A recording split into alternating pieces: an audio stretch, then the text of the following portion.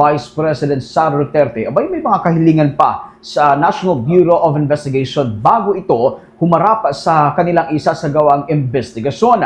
Alamin pa natin ang buong detalye ng balitang yang tinutukan ni Bombo Kelly Cordero.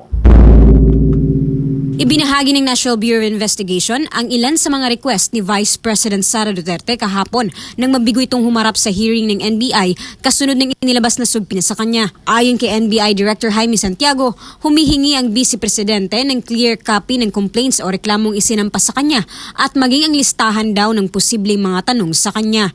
Ayon naman kay Santiago, bilang siya naman ang pangalawa sa may pinakamataas na posisyon sa bansa at bilang respeto ay magko-comply sila sa kahilingan nito. Pero pagdating sa listahan ng mga itatanong sa kanya sa investigasyon, pag-uusapan at pag-iisipan pa raw ito ng NBI. Meron siyang request, a clear copy of the complaint filed against her, the documents initiated sa investigation at yung mga possible questions na aming itatanong sa kanya.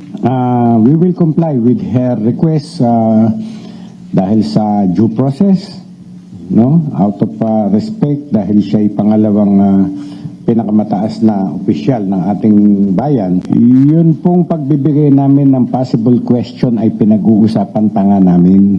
Pinag-uusapan pa namin mabuti. Hindi pa yun ang final na aming magiging action. Paglilinaw ni Santiago, dalawa naman ang focus ng investigasyon nila. Una ay ang banta ng bise laban sa buhay ni Pangulong Ferdinand Bongbong Marcos Jr., First Lady Liza Araneta Marcos, House Speaker Martin Romualdez, at ang pangalawa ay ang anyay natatanggap niya ring banta sa buhay niya. Sinadya rin daw na i-reschedule sa December 11 ang hearing para may sapat na oras ang pangalawang Pangulo para makapaghanda. Pero kung nanaisin naman daw nito na isagawa ng mas maaga ang hearing ng NBI ay papaunlakan naman daw nila ito ayon kay Santiago.